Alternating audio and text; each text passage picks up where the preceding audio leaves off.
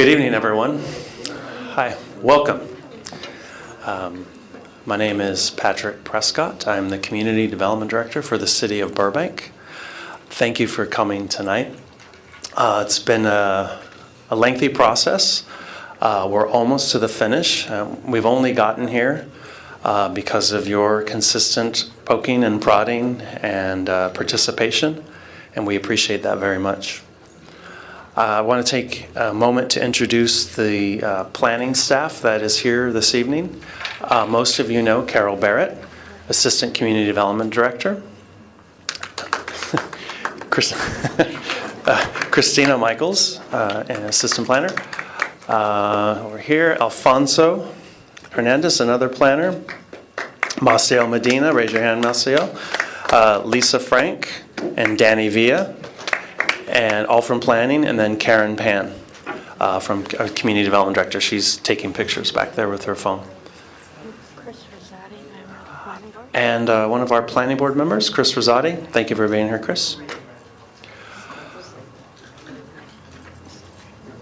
So if you haven't had a chance to get cookies or fruit, please do so. Otherwise, they end up in the kitchen, and then I'm tempted tomorrow. I'm just going to hand this off to Christina, and she's going to talk to you about the format for tonight's meeting. Thank you for being here. Hi, everyone. Thank you for coming. I just want to talk a little bit about the purpose of why we're here tonight and kind of how the meeting is going to be laid out. We're here to kind of discuss this multi-year process that consisted of a lot of community engagement, workshops, meetings with community groups and various community meetings, and also to talk about what the next steps are going to be. So the agenda for tonight is that Carol is going to do a presentation on the design guidelines and general process. Then we'll do a question and answer period. And then after that, we will also do a comment section where if you feel like you have any comments, you don't have a question, but you have comments that you'd like to share with everybody, we'll do a section about that too. We ask that you keep all of your questions and comments, though, to the question and comment period so that Carol can go through the presentation and we can get all the information out there. Also, there are several handouts in the back, so you might have seen all of those pieces of paper back there. The agenda for the meeting is there. The printout of the PowerPoint that you're going to see tonight is there. The proposed design guidelines are going to be there. The timeline of the process that has taken us to this point and all of the community events and outreach is also back there.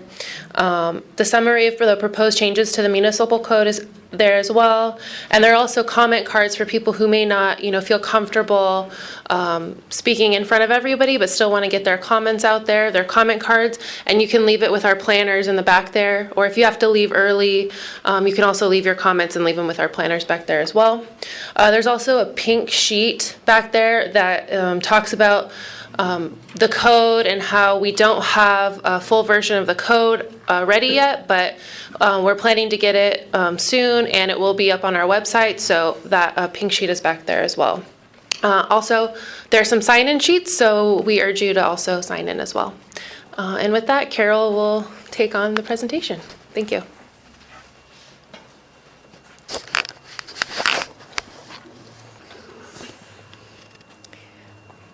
This is a graphic depiction of why we're here this evening. Community concern expressed to council about really large houses not compatible with existing residences.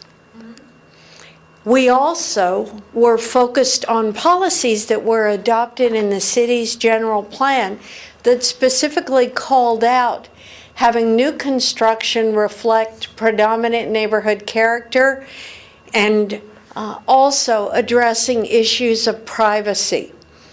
With that as a background, Council expressed their commitment to retaining Burbank's residential integrity while at the same time wanting to enhance the character of the single-family neighborhoods, which are, as you know very well, diverse. The Interim Development Control Ordinance, or IDCO, was adopted in 2015, and it will expire in mid-March of 2017. So we've got a hard deadline for getting the work finished. Any ordinance adopted by the city to replace the IDCO has to be adopted more than 30 days ahead of time to become effective. So we have structured the activities over the next couple of months to get us to that deadline. Consultants were hired in 2015, and really serious outreach was underway in 2016, including the neighborhood walk shops. And the posters that are here this evening reflect the input that we heard on the walk shops and also online for people who were not able to participate in those walk shops. We had multiple study sessions with the planning board and council. And the project is culminating with two products. One, the design guidelines, and the draft of the design guidelines is in the back. And the second are substantial changes to the development standards for single-family homes. And we have a summary of those changes in the back.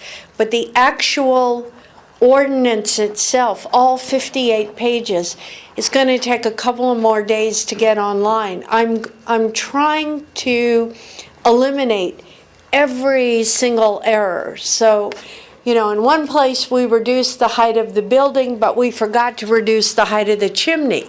So, you have to keep going back in and finding all those little things. So we're very close to having it online, and the pink piece of paper gives you the URL so that when it goes up, you'll be able to find it quickly. The community has told us in a variety of ways how they treasure their neighborhoods, how they want to conserve existing conditions, but at the same time have opportunities for reasonable change and maintain some flexibility.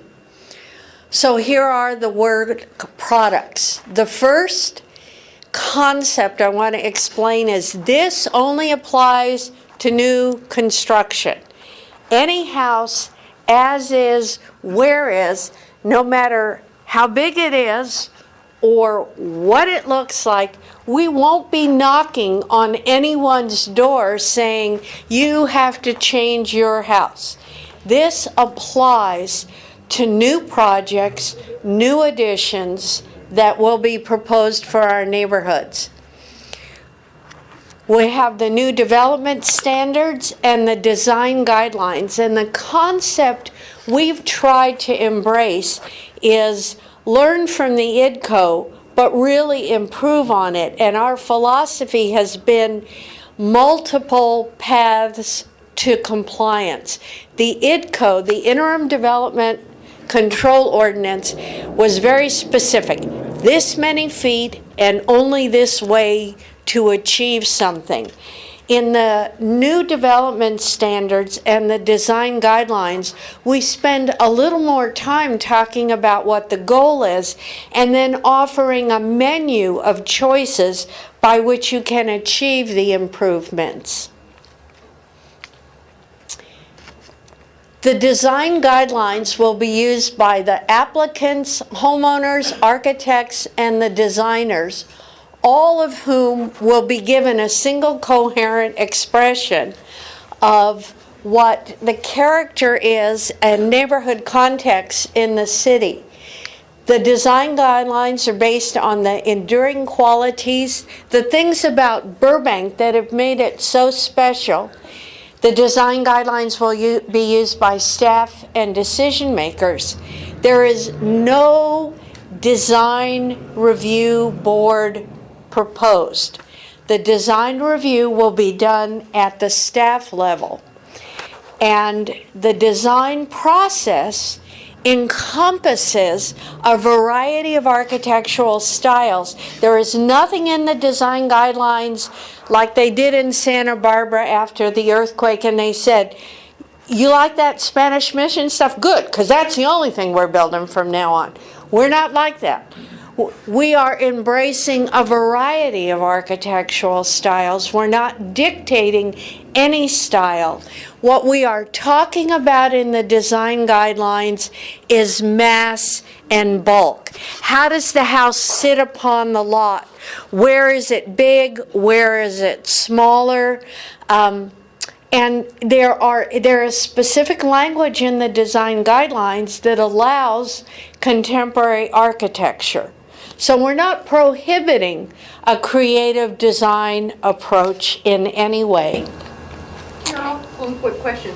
You say new projects. That includes remodels, correct? Additions and remodels are included unless it's only interior. If all your work is interior to your house, we won't be having this conversation. But if it's a remodel that includes adding square footage or something that you're calling an addition, yes, then we'll have this conversation.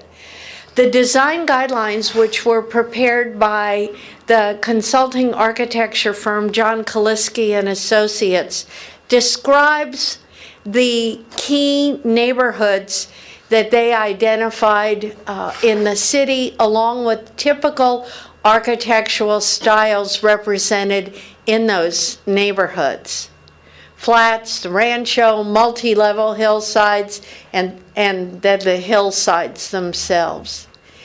For each of those neighborhood types, there's a discussion of all of these different design characteristics that are listed in the left on the slide, dealing with roof lines and modulations and second stories and fence lines and how is the house oriented to the lot.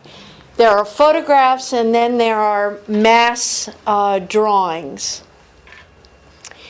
And all of those general discussions about this is the way Burbank looks, these are things that we like, are important to understanding in the guidelines, but the only thing that is actually going to be adopted by council is not the general narrative, but Chapter 6, which has the more specific design standards. Who is we? You said that we like. Who are you referring to there? All of the community that participated in the exercises that provided the guidance to the consultant who prepared this. So the hundreds of people that did the workshop, the couple of thousand people that got online, people who were queried and participated at the Burbank Farmers Market or at the mall, or they were at a community meeting, or they were at a previous workshop. All of those points of view were listened to and reflected on by the consultant. So this process, and if... Are they homeowners, or are they just people? I'll answer that question, and then I'm going to go back and finish this presentation, because I got several emails before this meeting from people saying, please finish your presentation, Carol. You always get derailed by people asking questions, and I never get to hear the presentation. So I'm going to respect that request. But the initial notification to please be involved in this process, please go to the website, please participate in the workshops. That information was mailed to the 18,000 single-family homeowners in the city. But we do not, just as tonight, I didn't ask anybody, do you live in a single-family home? It's a city meeting, and we don't discriminate in terms of who comes to a city meeting and who doesn't. So the Chapter 6 design standards get boiled down to something that's fairly simple for working with an applicant. It's a checklist. It's a yes or a no, with the greatest emphasis being on the issues of the mass and the bulk, the modulation. Is the house proposed to be flat two-story wall, or is there some indentation in it? And then there's consideration to other things. But the most important thing we heard from the community was concern about how people were fine with the idea that their neighbor might add on to their house, might build a new house. They just didn't want that kind of overwhelming architecture that we saw in the first slide. So the emphasis in the design guidelines in terms of the importance of the checklist is on those major mass and bulk issues. Now, here's the proposal that we will be presenting. At this point, we as me and the planning staff, we will be presenting to the planning board at their December 12th meeting. If you are doing something very small to your house, less than 500 square feet, or a floor area ratio less than 0.35, then you don't have to talk to us about design review. So it allows people to do a one-room, basically a bedroom, bath, and not get involved in this. If you're doing an addition of more than 500 square feet, or an FAR greater than 0.35, or total square footage greater than 3,000 square feet, then you'll be working with the design guidelines. I just need you to repeat the first half of that. Sorry. The first part of the sentence. Who applies to the 0.35? If your house is smaller than 0.35, you would not be subject to the design guidelines. Okay. If it's greater than 0.35, or the addition is greater than 500 square feet, or the total square footage is greater than 3,000, then you will be subject to the design guidelines. Because we really did want people to be able to do some things, particularly smaller additions or smaller homes, without getting engaged in this conversation, because they aren't doing something that has the potential to create that kind of overwhelming impact. The design standards in the code will be part of what your project is checked against by staff, as well as the design guidelines. There may be some back and forth about alternative ways to meet the design guidelines. Suppose you and the planning staff have an irreconcilable difference as to the design of your home. As is the case with most decisions, you'll be able to appeal it to the planning board, and if you're still not satisfied, you'll be able to appeal it to council. When we were reviewing this last week with, 2 days ago with the planning board, the planning board was also concerned, what if staff likes the design and can demonstrate consistency with the design guidelines, as well as meeting all of the code standards, but the neighbors are unhappy? What are their appeal rights? And we want to make it really clear in the design guidelines that if neighbors want to appeal a project, it's got to be over the big issues. It's got to be over the mass and the bulk, not over less significant elements like orientation, where's the front door, that sort of thing. So we'll be making that clear in the checklist. Yeah. The question I have is, suppose you're adding on to the new square footage like less than 500 square feet. Oh, excuse me, let's say we add more than 500 square feet. But then the total FAR falls below 35%. You will be subject to the design How guidelines. about repeating the question? Okey doke, I'd be happy to do that. How about no question? Okay. No answering the question. All right, okay. It is a terrible character flaw of mine, being open to questions in the middle of a presentation. Thank you for pointing that out. The question was, what if I'm adding more than 500 square feet, but my house is less than 0.35? Yes, it will be covered. The 0.35 is a tipping point for new construction, not for additions to existing houses. And let's keep going on this slideshow. So I mentioned to you that the planning board worked on the guidelines checklist on Monday night.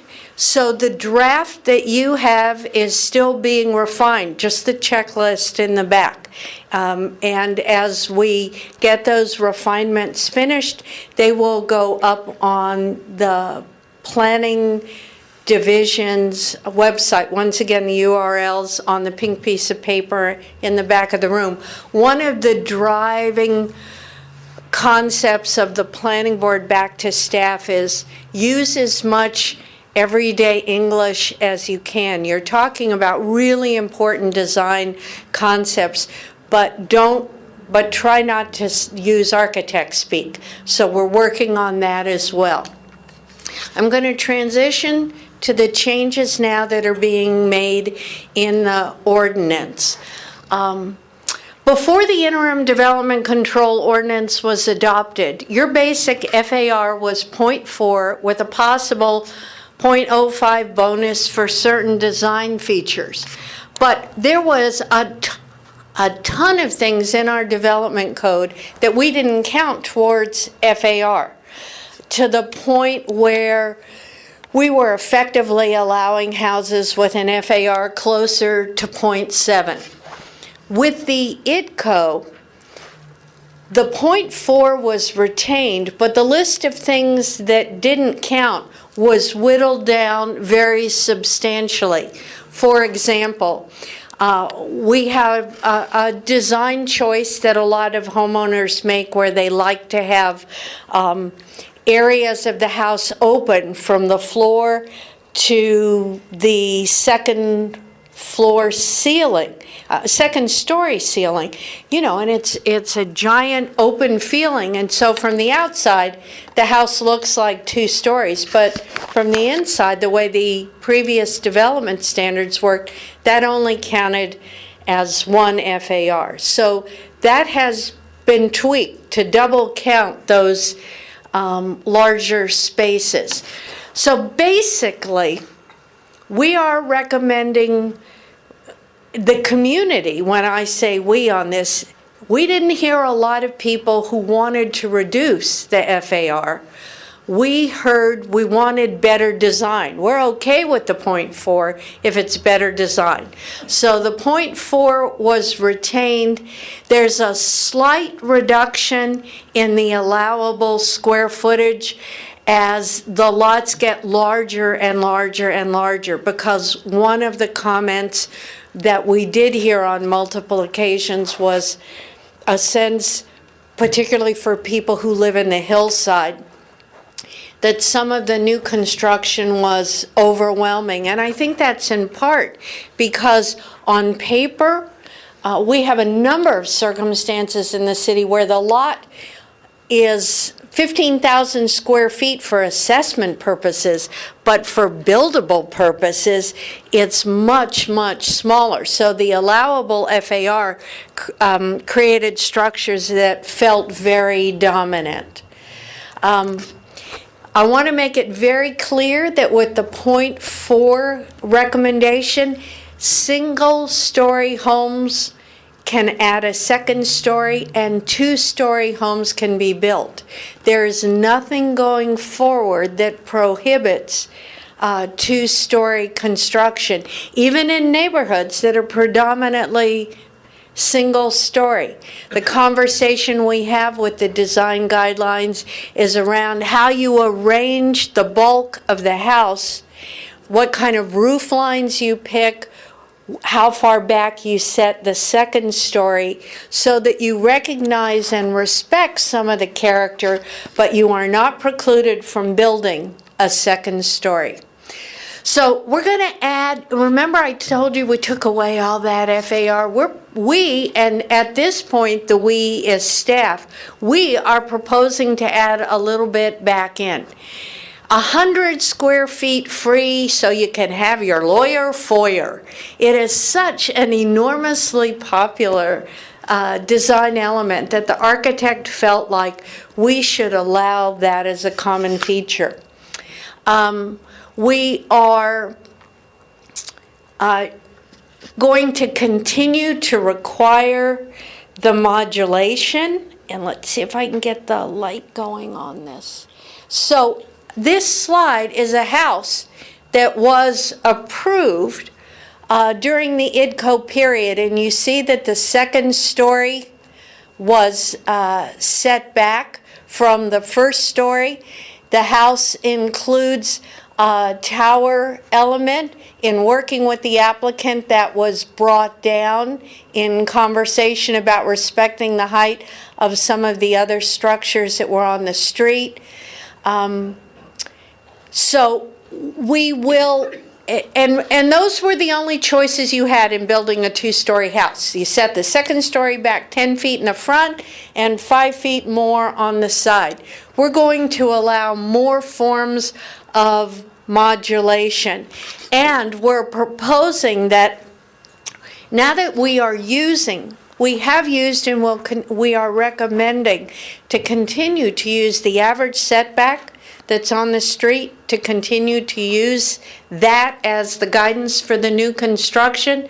We're proposing that if your new house is going to be more than 35 feet back from the sidewalk, that you don't have to do a further setback on the second story. You've achieved that setback by the house being set back so far from the sidewalk. So the we I'm going to talk about now is the community and staff. We have had a lot of discussion about garages. And the philosophy that has emerged from that is that we understand that people want to build garages when they build their homes. And while there are incentives proposed to encourage people to do a detached garage or a garage in the rear, there's also a recognition that there are many neighborhoods in the city already developed with a very clear pattern of garages right up at the front of the house. And if we talk philosophically about respecting neighborhood character, when a neighborhood has that character, then we need to continue to allow garages right up at the front of the house along those blocks as well. The city of LA is going through this issue right now, and their approach to garages is to say, if you put your garage in the front, you only get 200 square feet that doesn't count towards FAR. And we put that in a draft, and it was not well received. So the proposal that will go to the planning board on the 12th is that a garage that's attached and in the front half of the lot, you get 400 square feet FAR free. If you detach the garage, you get 500 square feet. And if you take access off an alley, you get 600 square feet. And the reason for that is, as you walk in some of the neighborhoods in the city, we have a very clear pattern of houses and driveways and garages to the back. And when you build a new house with the garage up front, it really does substantially change the character of that street. So we're not entirely prohibiting it. We're trying to incentivize other choices. Here are some additional code changes. The code currently allowed an accessory structure in your backyard to be 2 stories high. An accessory structure should be secondary to the primary structure. The code changes recommend reducing that to 1 story. To continue to use the average front yard setback on your block face. We're proposing new language that would call for setbacks from ridge lines in the hillside. And that is to discourage people from a proposal to mow down the ridge line and put their house on top of it, but instead to respect that existing topography and set the house a little lower. And in a major innovation for Burbank, we're proposing a language that says if you bring us a plan and we approve it, the house better look like what was on the approved plan.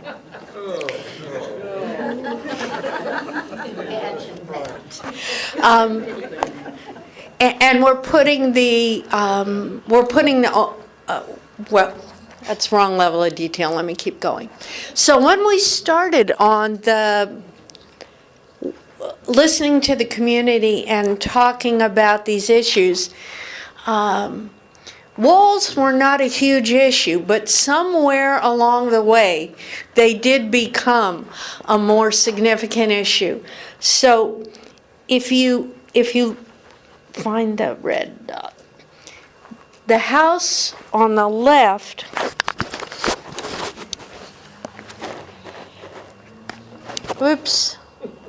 flummoxed by the technology.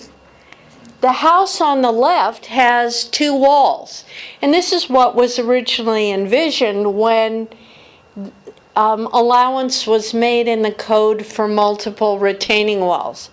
But then this was built, which is not what people had envisioned, but which was not illegal. It is illegal. That one's illegal.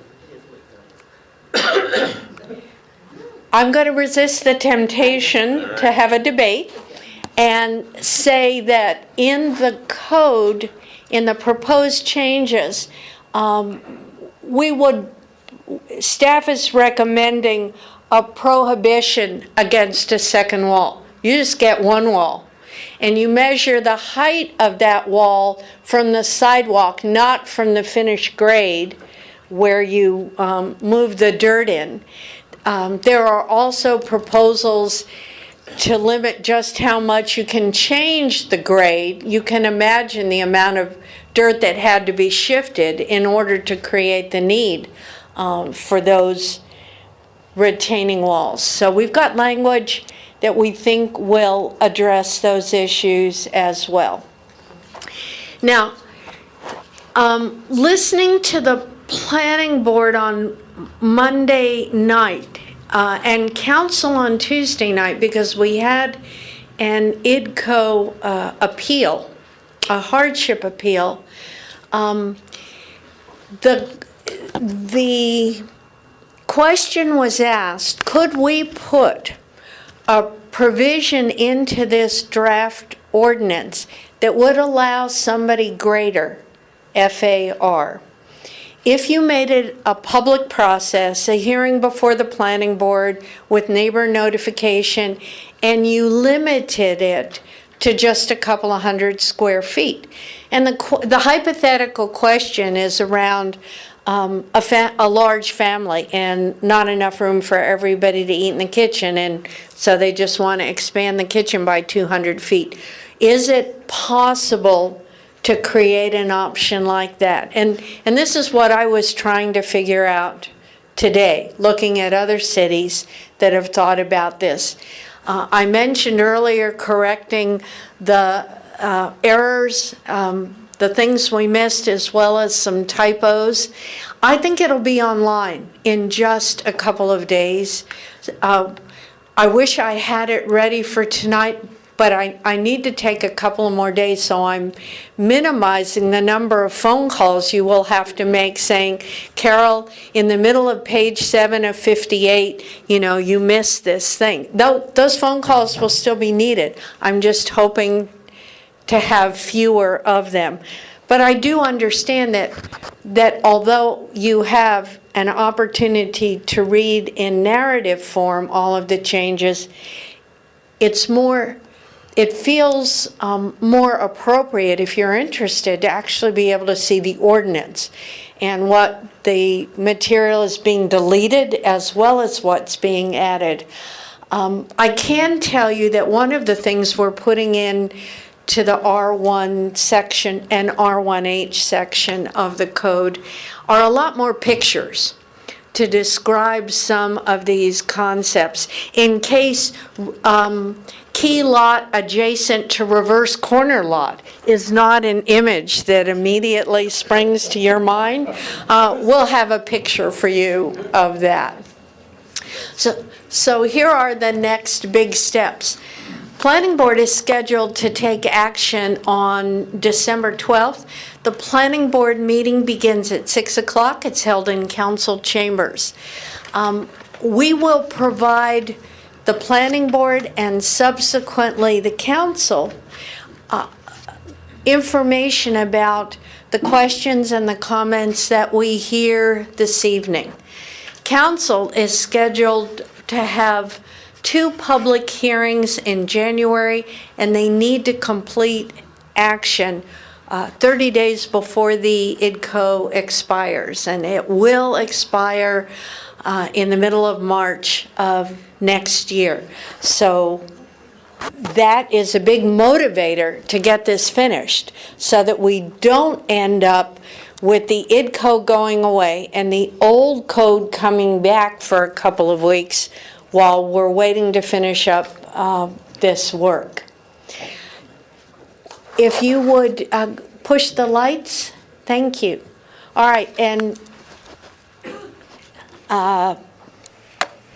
questions, and I will repeat them to make sure that everything is heard. Yes? Well, my main concern is enforcement. So I don't know if that's going to be part of the code, but I'm concerned from personal experience about enforcement. So can you address that issue? Probably not to your satisfaction. Repeat the question, Carol, please. Oh, thank you. The question is, how good a job is the city going to do with enforcement? And without taking a whole lot of time and discussing your personal business, there are a variety of individuals in the city who have experienced enforcement issues with how the city responds when notified that there are problems. Well, even approving the plan before they've given consideration of the accuracy of the plan. So greater attention to detail during plan check. I had met you were kind enough to ask me that question before. So how do you make sure you're getting better data to begin with? And part of what people will tell you when under the new code, when they come in to build a new house, they will be asked for information that they've never had to provide before. We will be asking for topographic surveys because we've had a lot of difficulty with grade being changed and how to measure it. But I will be honest with you. The city will never be resourced to do enforcement as well as some members of the community would like, but I think it will be better. There'll be less wiggle room, I think. We will have eliminated more of the loopholes that people were aware of and exploited. There will be fewer opportunities to do some kinds of things. Yes, ma'am. On item 17, I just want to clarify because a lot of them said the floor area is measured from the interior to exterior wall. But this seems to say we're measuring it from the exterior finished wall, so outside to outside, or? Yes, it's outside to outside. Okay. During the IDCO, we measured from What was the, the question? thank you for reminding me. Keep reminding me. Thank you. So- That, it's, the, so the question was, please clarify how you're going to measure the size of the building. And the answer is from outside wall to outside wall. During the IDCO, we measured from inside wall to inside wall. And at the end of measuring all of that in a very large house, it could create some additional square footage. So the more traditional and consistent way that cities do this is wall to wall. That's the size of your house, that's the mass, that's the bulk, and that's what we're concerned about in the development standards. So that's the proposal that's going forward. Ma'am, you've had your hand up a really long time, yes. So my concern is about the neighborhoods that have already been devastated by the housing that doesn't apply to this code, to the IDCO beforehand, or was built beforehand. So if you have a block like that, then what is the standard characteristic when half or three-quarters of the house are the houses that weren't approved, would not be approved today? So everybody heard the question. All right, so on blocks where there are a couple of the houses, I think we have a lot of opportunity to talk to applicants about what the character that still remains. But if it's on a block where three-quarters of the houses, and I believe you said in your question three-quarters, I think that there is a new and different character for that block defined by the new construction. I don't need that. When we started this originally, we were talking about bulk and size. And how did we go from concerned about bulk and size and switched it, keeping the same FAR now with some variations, to now a design review? And how did that change from everyone concerned about the bulk and size to now, I want to make sure that your architect does a great job? That was actually inherent from... What was the question? Oh, you could, okay. So how come we're talking about design, not just mass and bulk? What? Can't we afford two microphones here? I will be sure and suggest that we have more microphones here next time. How did we get to design for mass and bulk? Council settled on design from the very earliest phases of working on this, because council looked at boxes of different sizes, and council said from the beginning, you know what? Even a slightly smaller box can be horrible looking. We care about the quality of the design. So that was built in from day one as council looked at the kinds of houses that were being built and how they wanted this addressed. So they hired consultants from day one to work on the design component. You might not have been aware of it, but that's part of the DNA of this project.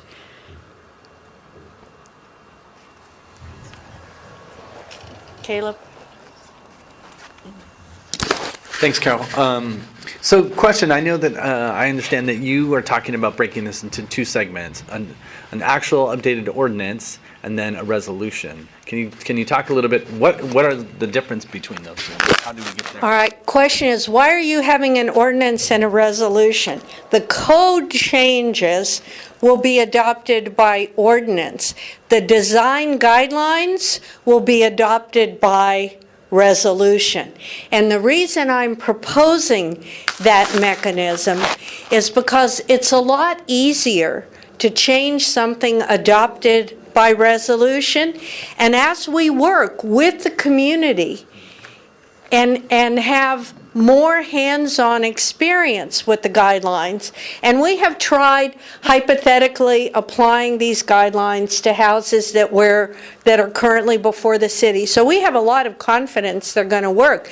But in case we got it wrong, or in case people are bringing us ideas that were never thought of, it will be easier to fix the design guidelines because it only requires a resolution. So that's why we're having both a resolution and an ordinance. So the municipal code changes by ordinance. The design guidelines will be adopted by resolution. There was, yes, sir, I've seen your hand. Okay, I need to clarify this before I ask my question. When you referenced the retaining walls on page 9, is that only for new construction, or would that apply if you have an existing residence and you want to construct that second wall? The question is, what about existing homes that want to add a second wall? And the first thing I'm now reminded to say is, for a lot of these kind of development standards, they say except in the hillsides, because there are places in the city where the topography is such that you absolutely have to have these additional retaining walls. And I didn't mention that when I did the quick summary, but it is in the more detailed sheet. And yes, it would apply to existing homes. If you have outside of the hillside, if you're in the flats and you've already got one retaining wall, the ordinance as drafted would not permit a second retaining wall in the front yard. In the front yard. I'm talking about the side yard. I think on that illustration you showed a wall between the properties. No, that was the front yard. That was the front yard. So the comment was, the picture that we looked at, wasn't that a side yard? And the answer is nope. Front yard. I can speak loud, I don't have to. Well, some of the people in the room do better.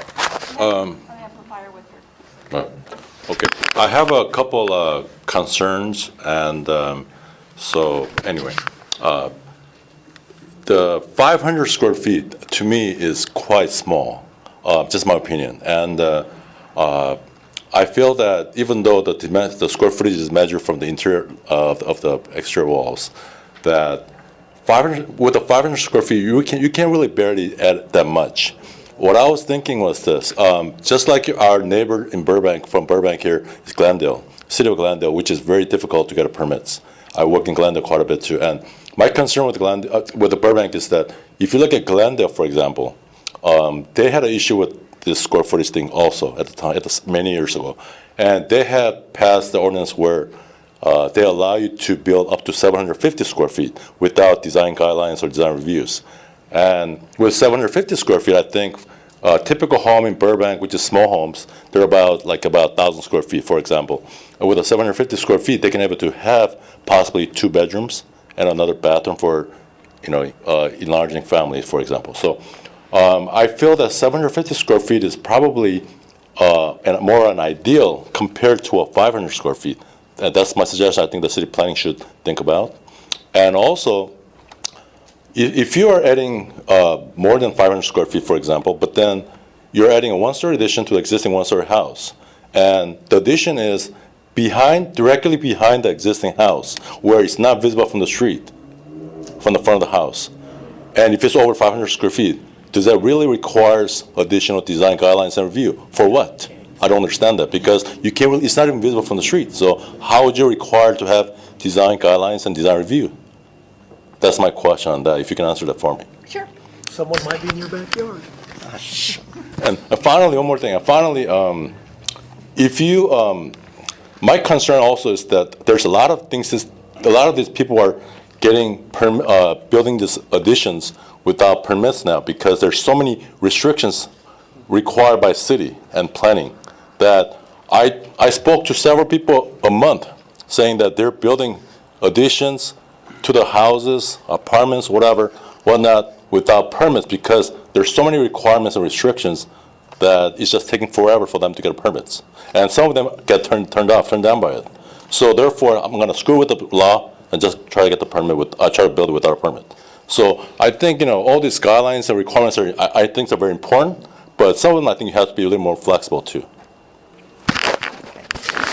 So 3 comments. The first is, with all these rules and regulations, you create scofflaws. I will share with you, after having done this for 42 years, I've worked in some very high regulatory environments and some very low regulatory environments. And the attitude towards building without permits is the same across the board. If people can avoid permits, they will. If for no other reason it costs a little bit of money, regardless of how hard it might be to get it or not get it. But I think it's true. There are many people, which is why a lot of cities do code enforcement on Saturdays, and they have staff out there on Saturdays, because that's when a lot of the construction occurs.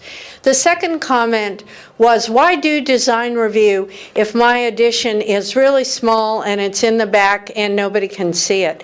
And I think that's the kind of thing that we can asterisk as we go through this process and say, yeah, I mean, that what might be the first lesson that we say, all right, is it of such and such size, but is it in the back and nobody can see it and it's nowhere, they're not requesting to continue a non-conforming side yard setback or some of the other wrinkles.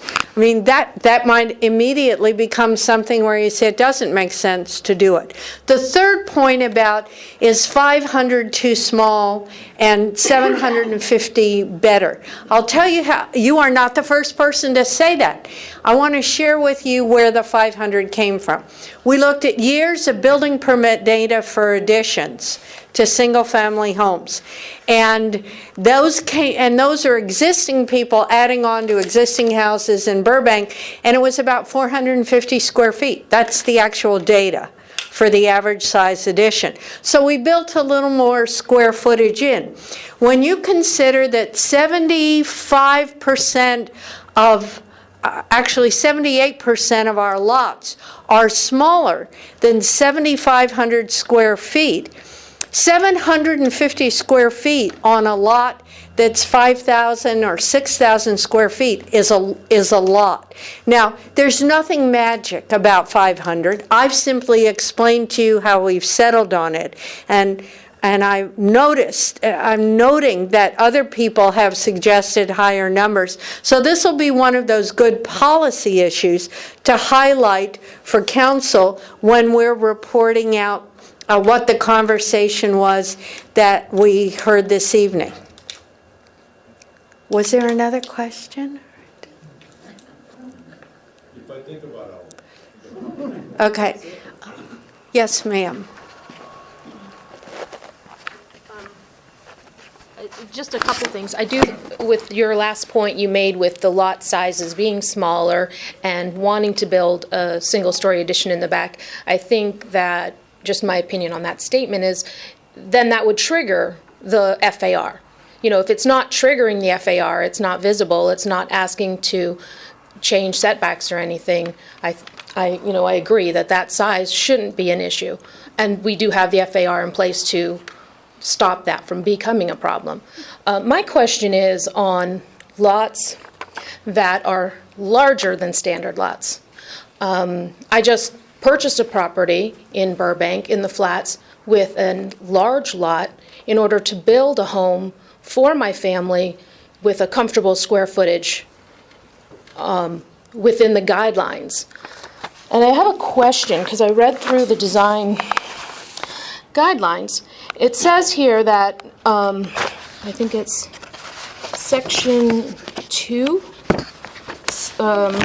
Which is not going to be Six. adopted. Oh, where it says that you have a specific guidelines for FAR, but on F, the maximum permitted size and/or height would result in a home or garage not compatible with other homes, that somebody can decide to overrule the guidelines if they don't agree with what I'm building, even though I've designed specifically following setbacks, front, side, back, to fit. That's part one. Let me ask a second question.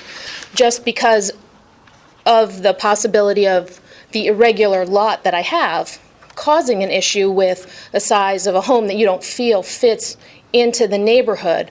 In doing my permits, just so I'm clear, when I've designed the house within the guidelines, I wonder, is it possible to get a preliminary approval through planning before I engage structural engineers, landscape architects?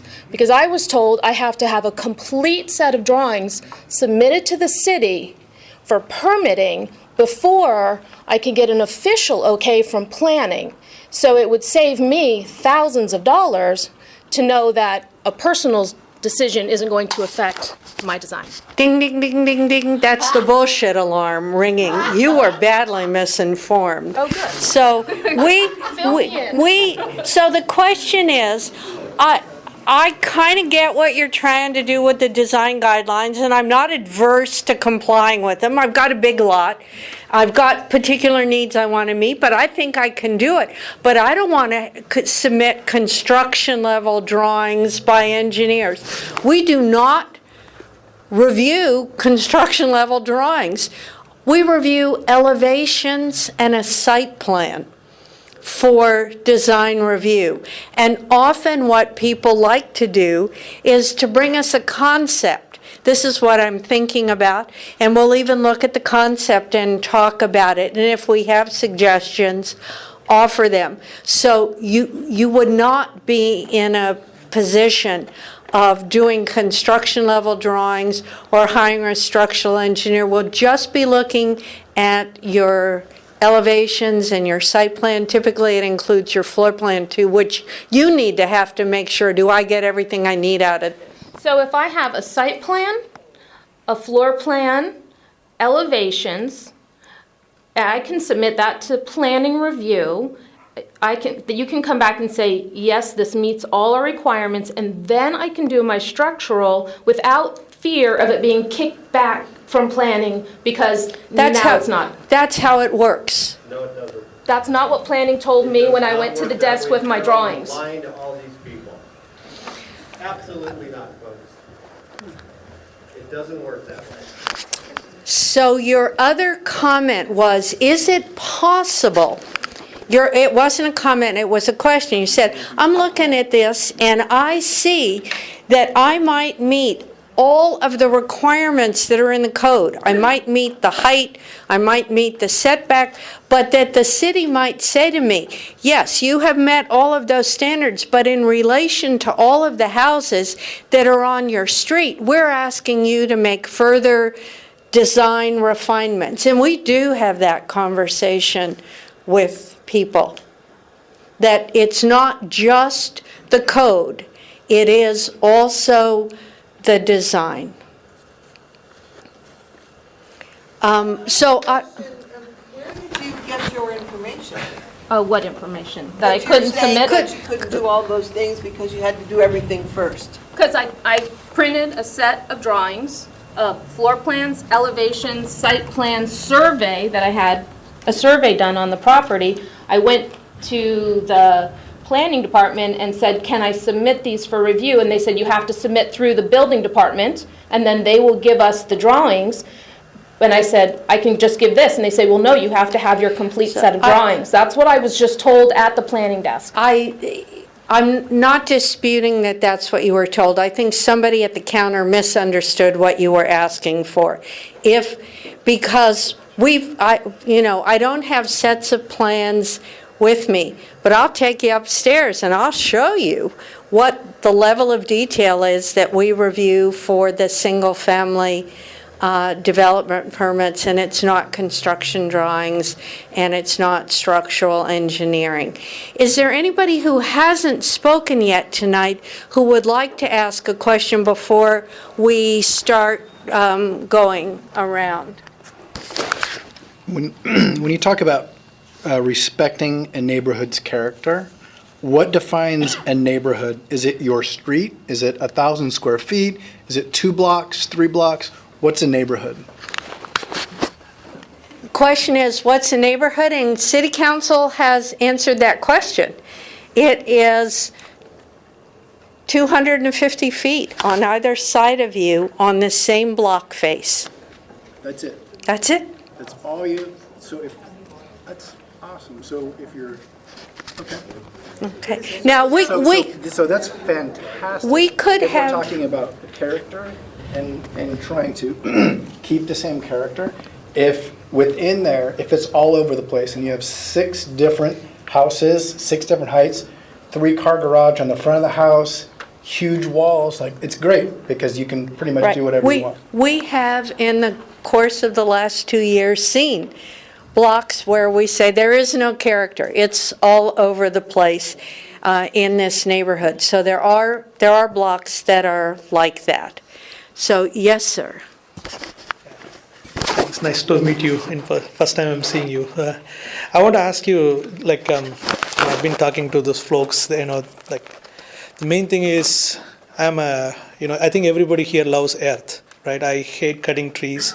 I hate every house, new house, they waste a lot of tons of construction waste, tons of wood and everything. They waste everything. So I prefer prefab houses, which is they precisely it's all prefab, pre-made in a factory, delivered to the site and erected.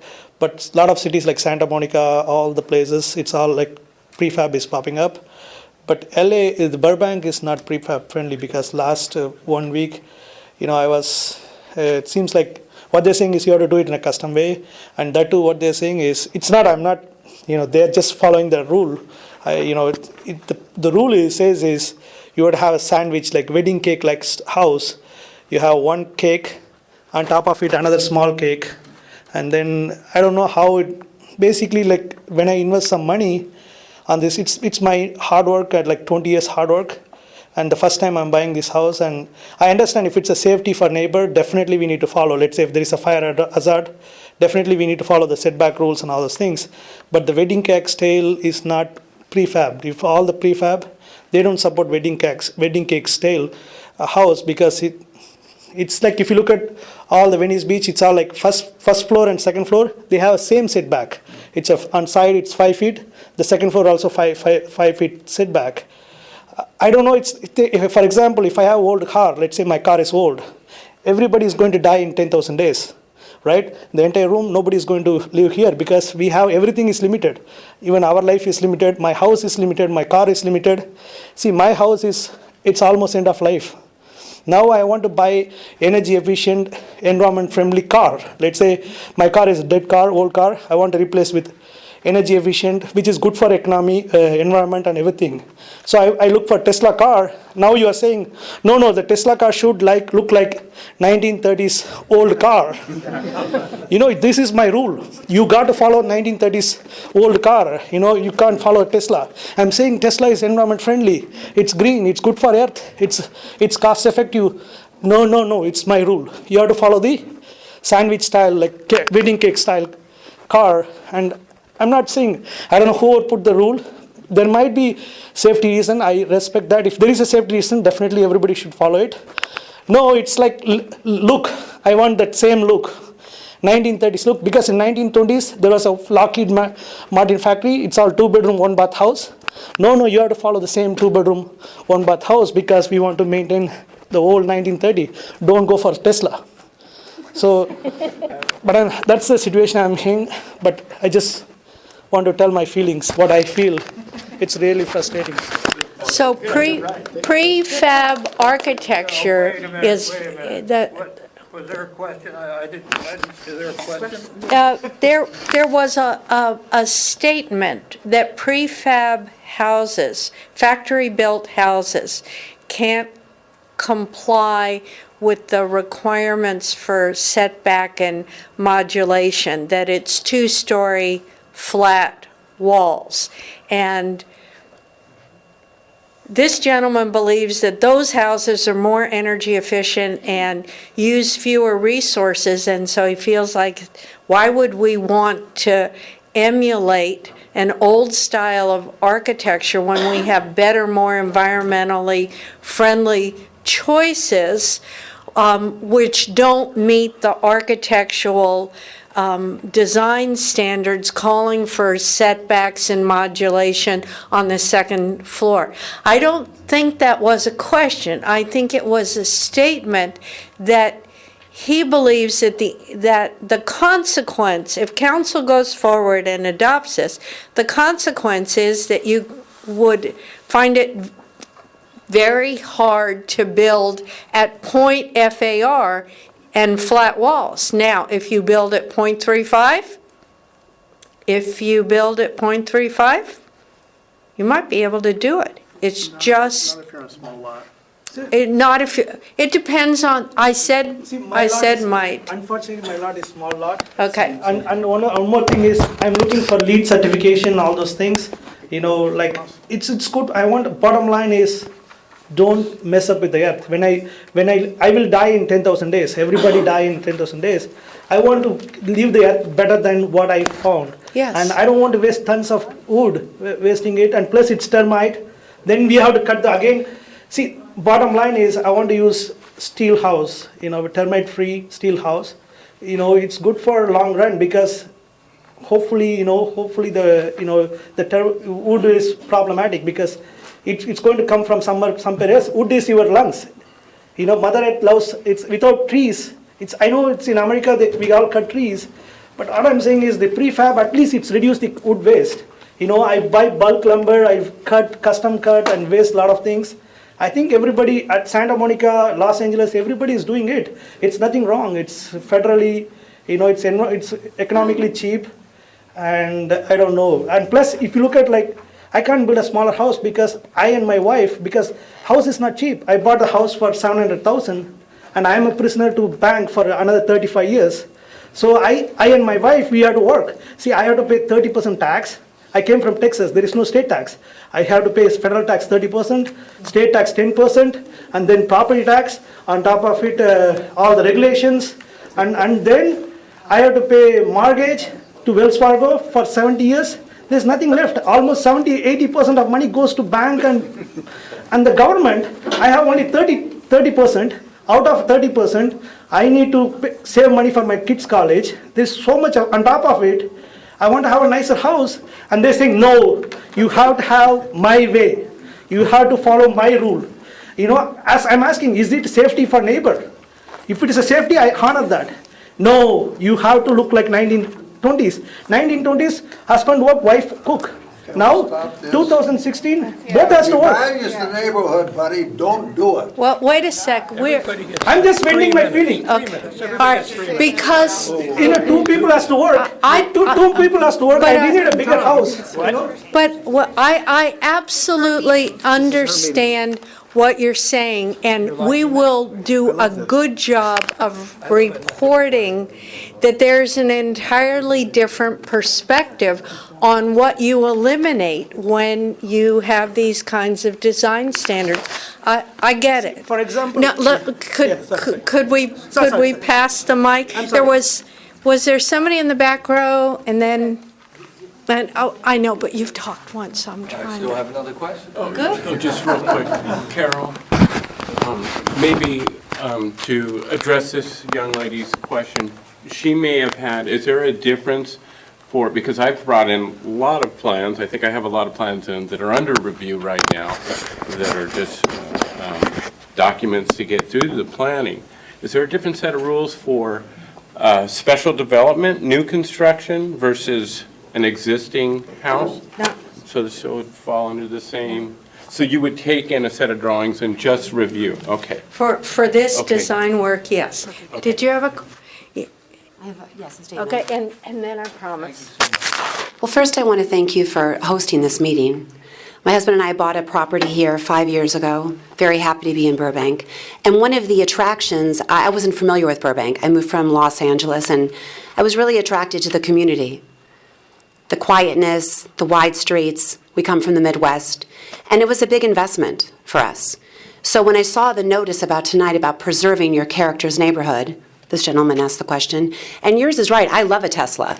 So my point is not about, I do. It's not about making sure everything stays the same. Change happens.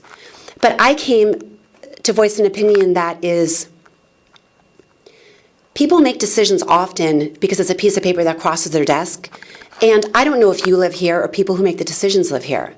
But oftentimes, it's not taken into consideration that you check a box, you, meaning the people who make the decision, and it's not your hundreds of thousands of dollars that have gone into a property that you sought after and you thought, this is the community I want to be in. It's quiet, it's nice. And then people come in and they go, oh, I'm going to tear down. And what you just said to that lady up here about, that's now going to start the precedence. If you're on a street that has 3/4 of it, it's happening. It's happening before us. And the last part of it is this. It's conflicting because it says here, the meeting is to preserve your neighborhood's character. It says that she's open to embracing a variety of styles, which is great. People have different styles.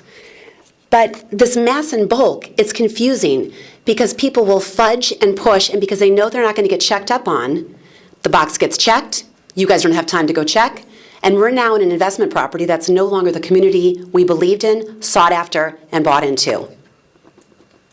So I ask that when you make these decisions, take into consideration, it's not just the style. We get that people want a different style. But there's places like Spalding Square in Los Angeles that preserve that community. San Rafael in Pasadena, they preserve that community because they care about the community. I care about it, my husband cares about it. I know you guys are all here because you do too. So we want to work together, but just take into consideration that it does change the environment that we bought into and believe in. Thank you. That wasn't a question, it was, but it But was a heartfelt comment. It's hard, and also there's a technicality. You just said neighborhood to this gentleman, about 250 feet. They're proposing to build a home that's different than 250. It's completely different. The garages all are either in the alleyway or they're set back, and this is going to be the first proposed house that's going to put it in the front, although it is off on an angle, but it's not the 250 degrees, so that's inconsistent as well. It's not 250 degrees, it's the houses, 250 feet. Yeah, that's what I'm saying. And they're not like that. Have we ever done a survey? I know the city is wanting to push garages to the back. Have we ever done a survey of how many people have their garages in the back that never park back there because today's cars don't work to drive back there? That's number one. And number two, when we talked about the 450 square feet, the average in Burbank, do you think that because if you exceeded the 500, you'd be compelled to put in sprinkler systems, and maybe that was the real catalyst in the whole house? So, 2 comments. Do we know what the detailed breakdown is on garages in the front versus garages in the back? No, we don't. But I can tell you, nobody parks their car in the garage. Those are storage units. But you're the first person I've heard say that, because some of the other planning people, when you go to these meetings, they're assured that there's 2 parking spots Right. in each garage. Right. And that's a fallacy. Right. Well, the development standards envision 2 parking spaces in the garage, and the garage is sized for the 2 parking spaces. But I just, go down any street, when the garage doors are open, you see what's inside. Athletic equipment, Christmas decorations, ladders. So a lot of cars are permanently stored in the driveway. Now, when the garages are to the back, the cars that are stored in the driveway are not right out front. They're pulled back a little bit, but there's nothing that actually forces somebody to park the car in the garage. So that whole conversation is sort of divorced from an aspect of the reality that many people know as homeowners. And the essence, sir, of the issue with the garages is it wouldn't matter what it was citywide. The idea with the design guidelines is that if you're in a neighborhood where the character is that the garages are out there and they're in the front, have at it. But even if it's just one block in the city where the garage pattern is entirely different, then that one block has a different character. And that's undergirding the philosophy. I had 2 questions. Oh, I hope I can remember them. First, what happens if we're already in plan check during the change? You're good. We're good? And then also, how long is the staff level review? 2 questions. This gentleman's already in plan check. There's nothing we're doing here that would impede the status of his project.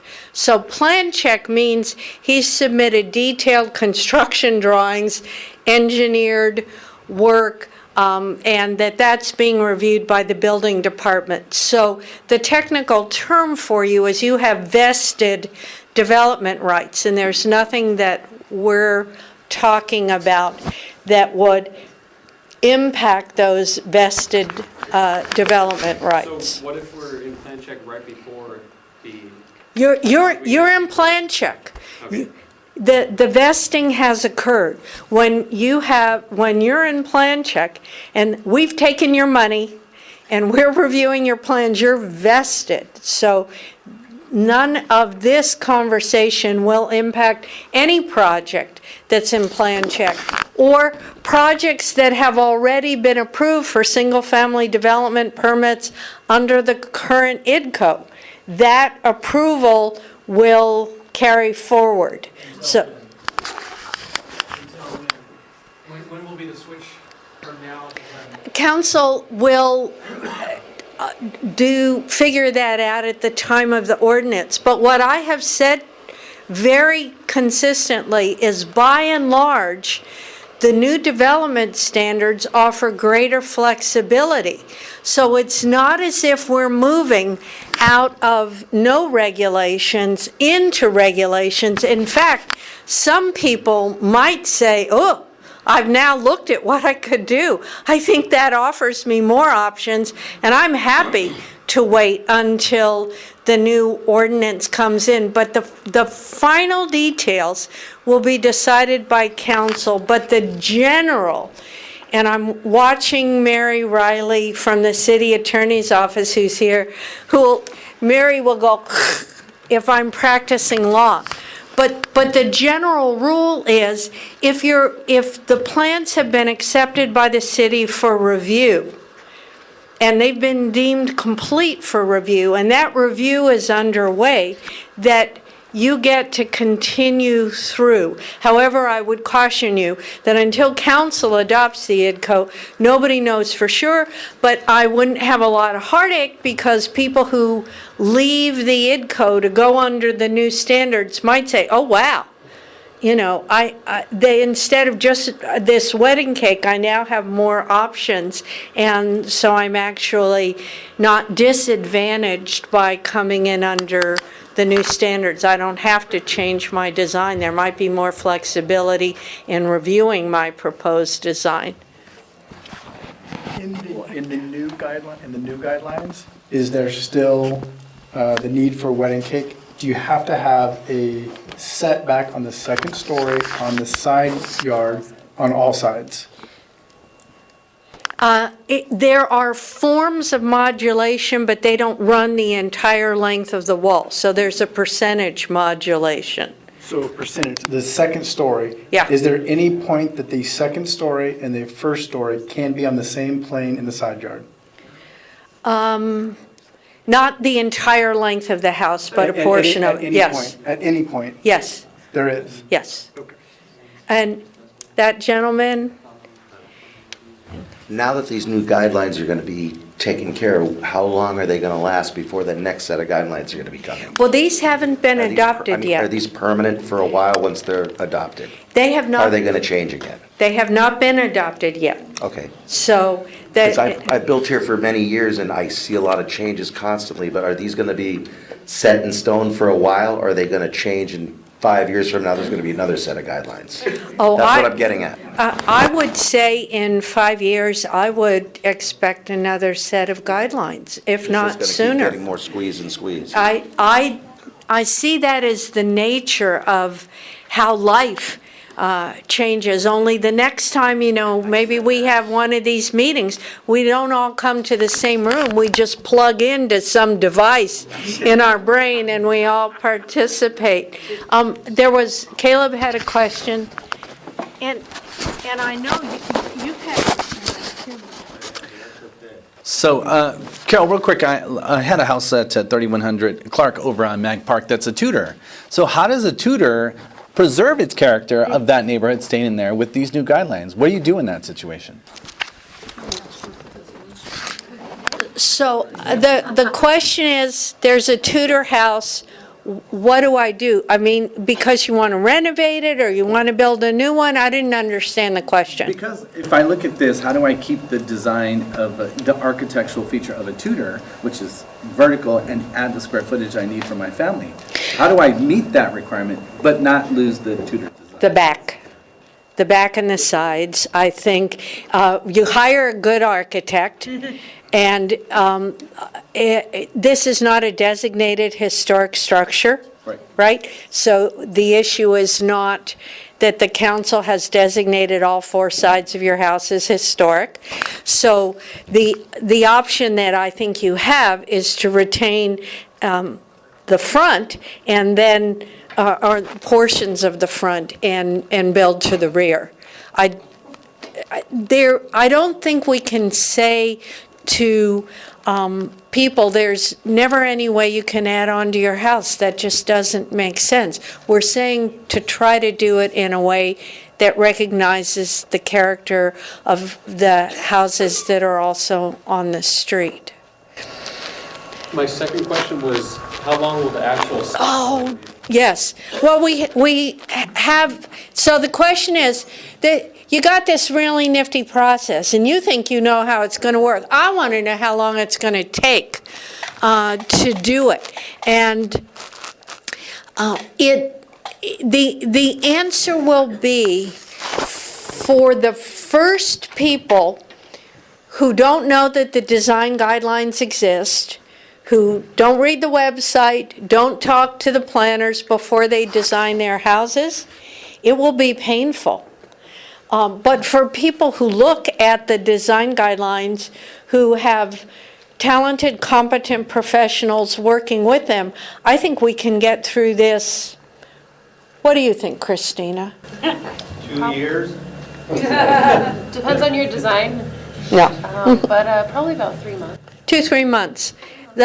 Depending on the size of the house and the design, because a component of this involves, at the request of council, notification, signs going up for, so that your neighbors are aware of it and your neighbors can come in and look at your design. So that notification process is part of what the time is that's involved. And then also, if we do have corrections, how long do they have to review the corrections once we complete them? Because I did a job in Glendale, every time we brought it back in, she took 30 days, no matter what it was.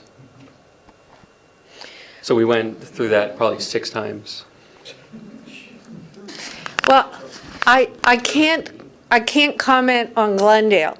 I would say that really simple corrections, we check those at the counter. You know, if it was a simple thing and you bring it in, it's got a little cloud on the drawing and we say, oh yeah, it was, and then we're done.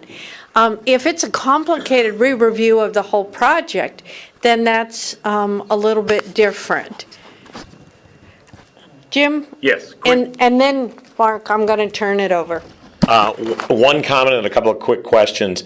As far as the gentleman concerned about buying a Tesla and equating that to houses, this is the perspective I would give you and the reason that so many people want design guidelines. If you buy a Tesla, it doesn't reduce the value of my car. But if you build a large home next to me that blocks my view, blocks my privacy, changes the context of the neighborhood, that could affect my value. And that's the reason that there's been a big push toward design guidelines, because it's a community thing. The questions, real quickly, Carol. The neighborhood used to also include across the street. Has that been taken out? It's where, I think it's just 250 feet on either side. On either side? Yeah. Not radius. No, the notification is radius, but not the neighborhood is radius. I think we're just at the 250 feet on either side. On either side, okay. As far as the items that were added to the IDCO, it sounds as though, and correct me if I'm wrong, we're going to continue the 400 square foot maximum exemption from FAR for an attached front-facing garage, okay? We're also now going to include the volume of the exterior and interior walls in FAR, okay?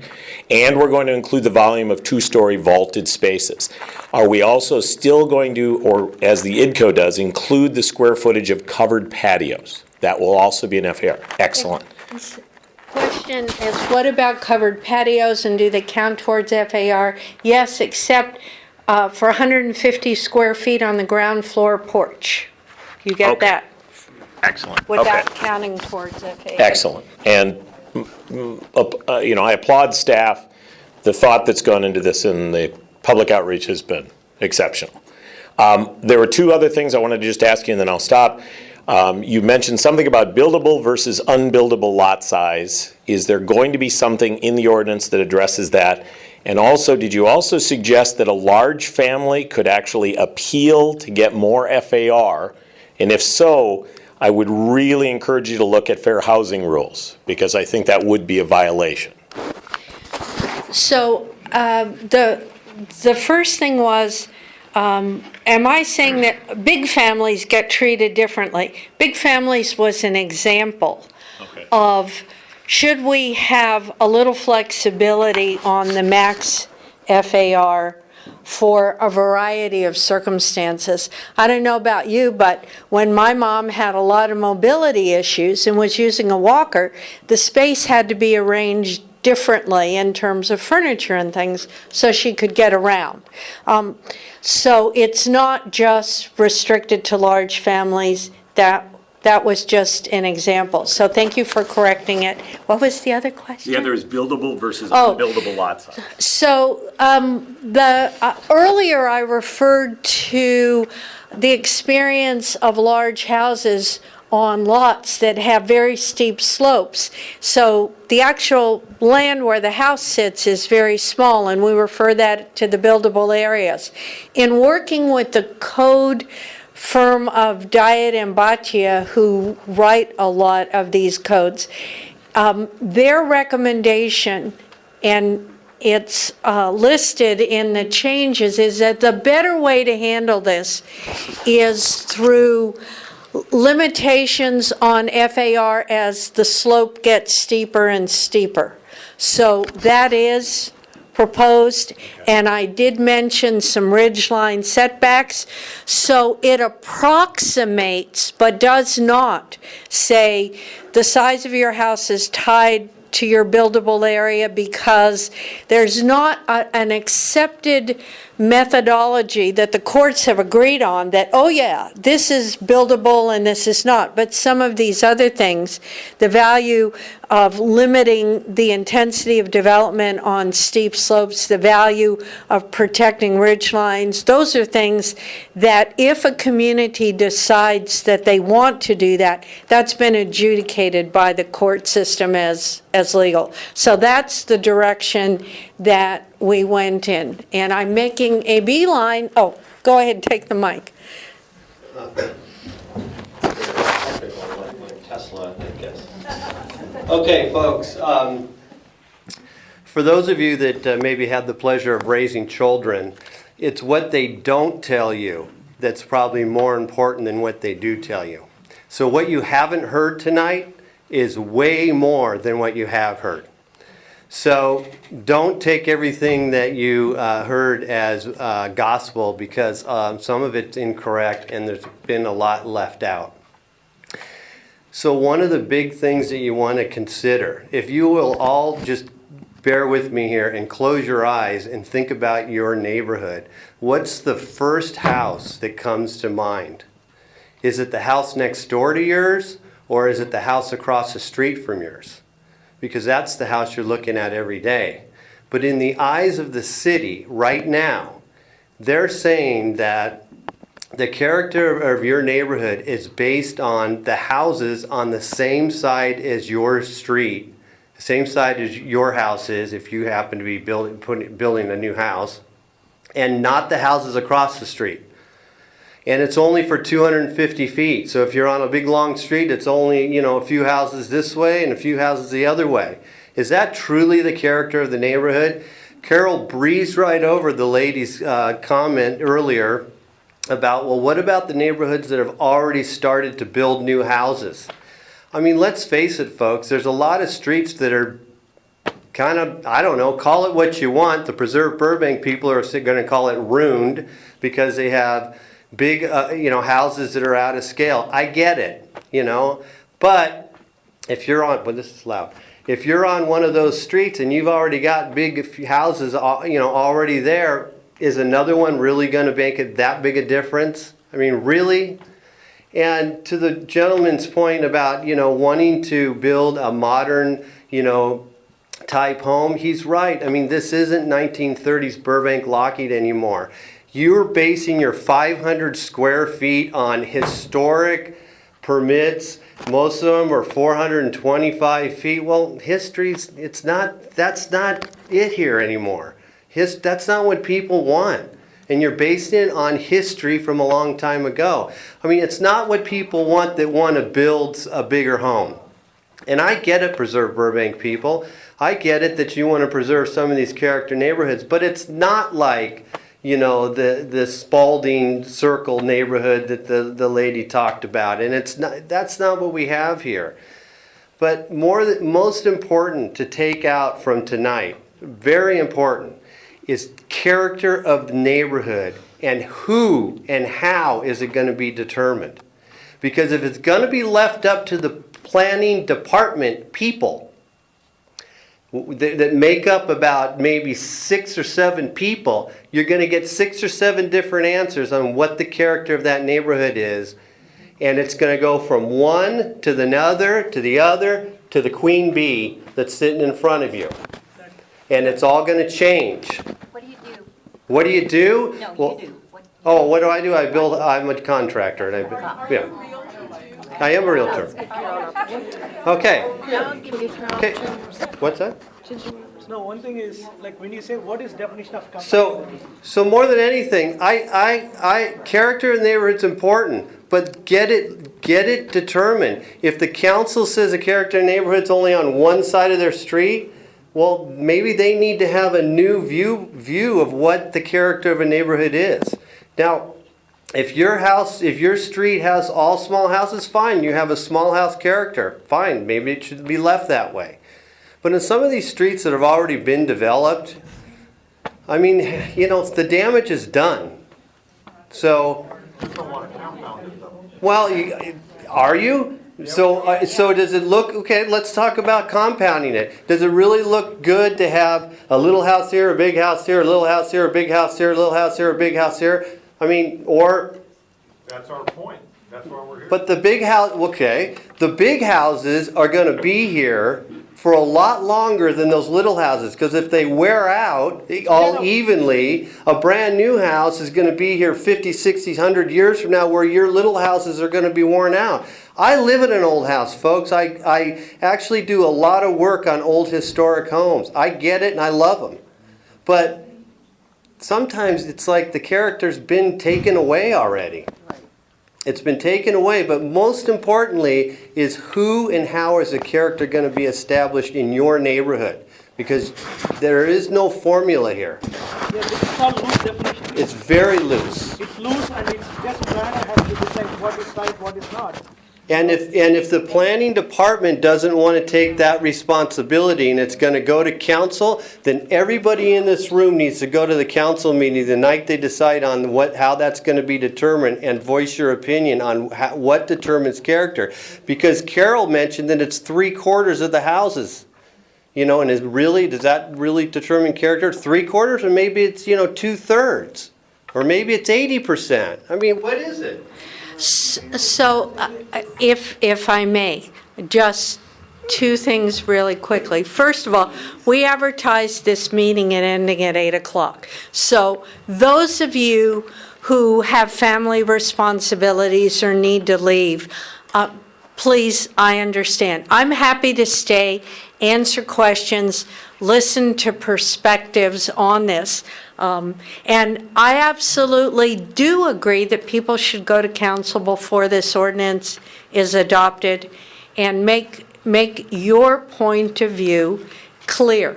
We've heard some really good comments tonight, some good questions, and we will be representing these issues both at the planning board meeting and at council, but don't take our word for it. Come to the meeting and make sure that the city is aware of your perspective and takes that into account before any changes are adopted for the development code or the design guidelines. I just want to tell you, for there are people in this room that I have seen meeting after meeting, night after night, workshop after workshop, and I am in awe and of the love that you have for Burbank. So I'm not saying we got it right or it's perfect. I am saying that what we have here reflects an enormous commitment from the community, and I'm really grateful to everyone who shared all of their views, perspectives, feelings, aspirations. It's not, when planners look at these plans, we don't check off boxes. When we look at somebody's plans, we know that's somebody's dream. They may have saved for years to try to realize that. And we take that responsibility very, very seriously. And we don't have just one person signing on Monday and an entirely different point of view on Tuesday. We meet together twice a week to look at these designs, to have the fullest possible consideration and try to achieve that consistency that I think homeowners have a right to expect of their city staff. We're not perfect, but every day we get the kind of prodding from you that helps us do our job even better. So thank you for being here, and staff's not going home. We'll stay, we'll continue to answer questions for as long as you have them. My question has to do with view shed. So we live on a hillside, and we have gone to the city council in the past to try and help some of our neighbors because someone's dream house was going to cut off, a good third of their view. Is there language in this new paperwork you're doing that prevents somebody's view from disappearing and their property values going down because of someone else's dreams? So the question is, people in the hillside pick out a house or a lot because of a particular view. And the impact that the adjacent neighbor's construction, or a neighbor across the street, doesn't matter where, that impacts that view can be disastrous. So what council did is really, the standard remains the same, but the way we get to enforcing the standard is now more rigorous. So we're putting up story poles as a requirement. It's the orange thing? Yes, Okay. so that everybody can see a visual representation, because the sticks are there, of the approximate location of the house. We're requiring better view studies to be done, so there's a clearer documentation of the impact on the view. And frankly, when we have doubts about the quality of the view, we're actually knocking on people's front door and saying, may I come inside? May I look at your view and take a photograph of it so that we've got a clear reference point for these conversations. And so all of that is happening now. So the standard for protection of the upslope or downslope view has been in the code, but they weren't necessarily previously following all those steps. And I think council has made it very clear that they want those steps followed. Thank you. Where is this? Oh, the quick question about where's the ugly house in the front slide? Los Angeles. I don't want to shame any locals. I just want to get clarification. I'm a designer that has begun working for a client here in the Burbank area, and I've been to the zoning counter a few times regarding a question. So I'm here tonight to try to get a clarification on along the side yard.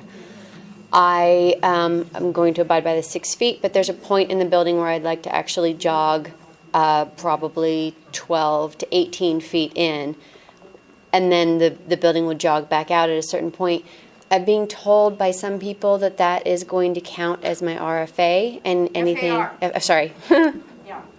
As my FAR, and I've been told by others that as long as it's just not covered and it's just, you know, I could grow a tree there, that it would not.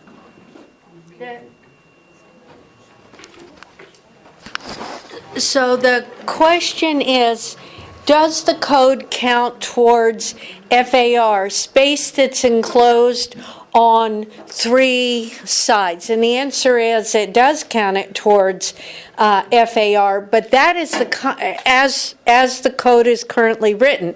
And that is the reason why we want to have the design guidelines, because we think in terms of modulation that something like that could be really very helpful. And with the design guidelines, what we want to do is not look only at mass and bulk, but also the design. Character that I'm achieving from it. Yeah, thank you. Okay. So 1, 2, 3. Yeah. Thanks. One of the things that I feel something we should think about and talk about is this. In the past, the planning department required that any frontal addition requires 25 feet minimum setback. So that will determine your setback on the front.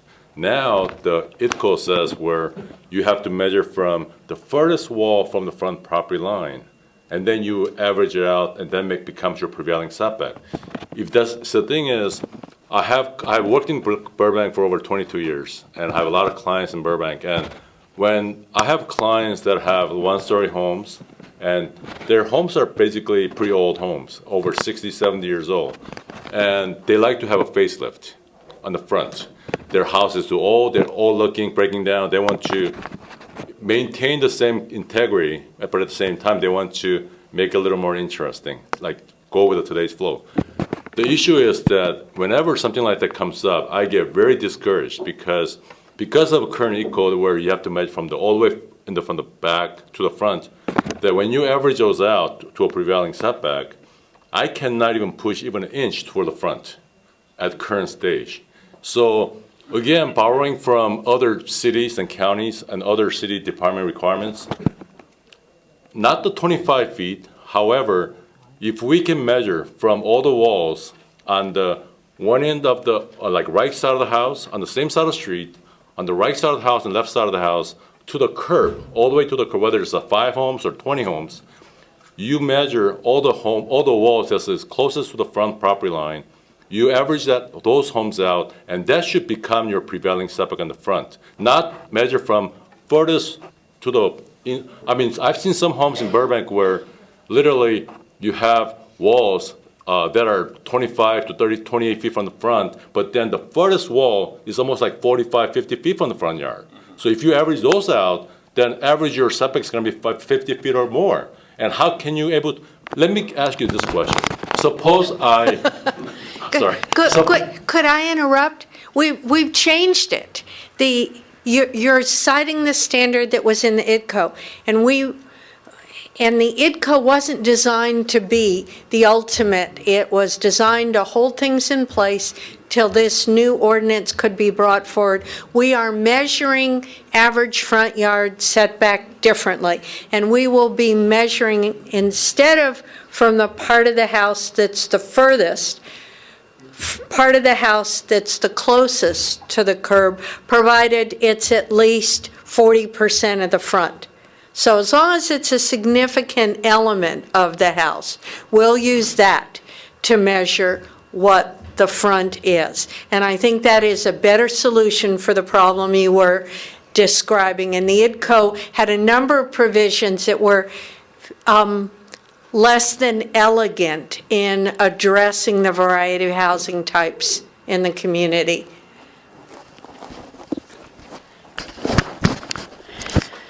First of all, I do want to thank Carol and your staff. This is a process, and it's not perfect, but I think it's better than it was. As you said earlier, we had houses that were approved at a 0.4, which were actually a 0.7, even pushing 0.8, and it was overwhelming the lot and overwhelming the neighborhoods. So this is a work in progress, but I think it's a lot better than where we were before. And as you said, there's two parts to it: the neighborhood compatibility, which is not a design review board. It's not set in stone, and there is some flexibility there. But also the standards, our codes and standards to close those loopholes. So I thank everybody, especially for coming out, everybody, no matter what your view is, because this is a neighborhood, it's about a balance. Thank you. I like the comment about the houses that were 60 or 70 years old and the people who lived in them, and everybody was broken down and needed a facelift. If I'm 67, I thought, oh yeah, he's talking about me too. Okay. Other questions for this evening? Yes, sir. So this coming back to prefab question, do you have any plan for prefab, or no, for another 5 years, no more prefab in Burbank? My plan is to do exactly what we talked about tonight.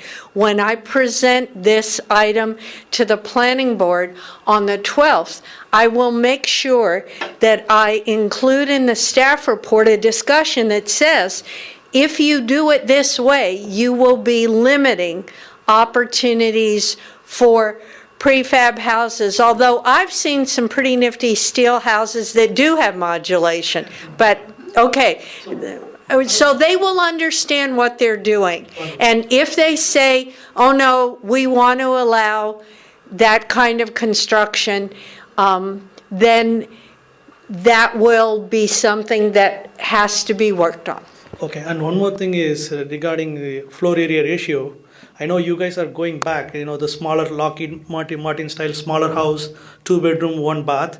The problem is, I'm telling you, mine is a smaller lot. So I already spent, I'm just telling the real financial problem I'm facing. I already spent like $750,000 on old house, which is not usable. It's end of life. So it means if I want to build a house, let's say 1,000 square feet house, it's expensive. I want bigger house so that at least it can match whatever the investment I'm building. Let's say the building house is, let's say if I want to build 2,000 square feet house, I have to spend $500,000. And if I sell it, I'm going to lose $200,000 instantly. So we're still allowing the 0.4 FAR. But you guys said you're going to reduce it to smaller house, shrink it, 0.35? No, I didn't say we're reducing it. I said if you want to build a house without modulation, one way to do that was to choose a smaller house. I think you will find it difficult to achieve support in this community for a 0.4 FAR house without modulation, because those are the houses that the city said we want to stop those.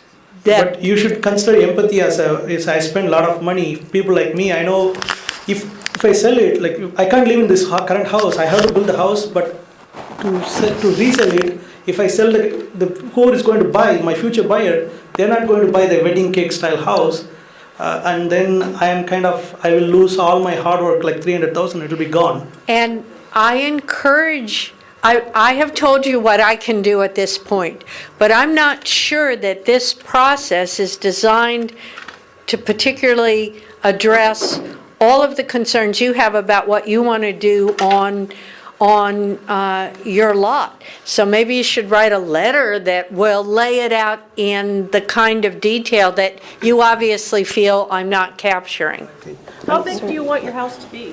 It's a 2,000 square feet, but I want, but the problem is mine is smaller lot. It's going to be like a smaller big is house. your lot? Yeah, it's like 55 by 110. So the thing is that they're saying in newer things, they're not going to support basement. It means if I have a basement in, Why did you buy Burbank? If you're looking and you bought a small house in Burbank, why? It's all I could afford. I bought 6 years ago and saved up now and can't afford to add the second story because they've changed the rules. And I bought a house that had a view of the mountains and the Glendale skyline. I don't have those views at all. I look at a roof and air vents. I think the hillside community is so different than the flat. So you have to consider, we bought, those of us who lived in the older homes, bought them because we liked that style, and we had our views, and we wanted that, and we expected that the neighborhood, if it's remodeled and upgraded, would benefit and take our views, our literal views, into consideration. But that hasn't been the case. So we've lost, but you're gaining. I think it's tough because it's apples and oranges. We're on a tiny lot in an 800 square foot house that's not. We have no views. We have. I'm just saying, we have a 40 foot lot. It's a 35 foot. And that's not the smallest lot in the city. No, We've got lots of. It is up. Comparing that to a hillside where Right. there's thousands of square feet. Yes. It's not comparable.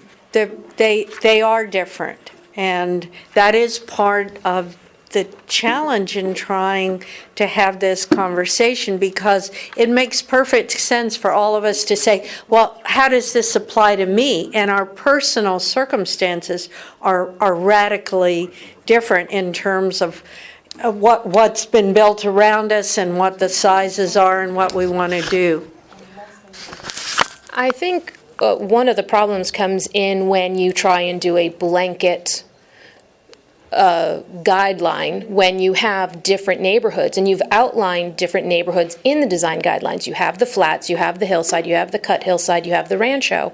But when views are being impeded because of those houses, maybe that is a different guideline in the hills when you're talking about multi-level stories that are blocking views versus the people that live in the flats that don't have those views. We're on flat lots. We don't have the, the smaller usable lots. So I think part of the issue, even though in the guidelines I read last night, you have everything divided. This is the standard of house for the rancho. This is the standard of house for the hillside, for the flats, is maybe it needs to be better delineated for where you're building, and there should be something that affects a house that has a view, because I understand, location, location, location. We buy houses in certain areas because of those things. We want the view, or we want the size of the lot that we're on, or I want to walk to Porto's, so I'm in the flats. But, and you want to maintain the quality of the house you build, so, or that neighborhood that you bought in, and maybe the issue is more of how do we maintain those different neighborhoods independently within the city of Burbank. So, that the comment is that the design guidelines don't seem to address the differences, particularly in terms of hillside areas and non-hillside areas. And I would mention to you that we do have the development standards, and we have a whole provision in the city's development code for hillside properties, and a different set of development standards and findings that have to be made in order to approve development in the hillside. So some of that is addressed through the development code. I'm not sure it's really nuanced enough citywide for all, to say we have the flats. I mean, that's like 80% of the city, just kind of like this broad brush. So I think you raise a very good point.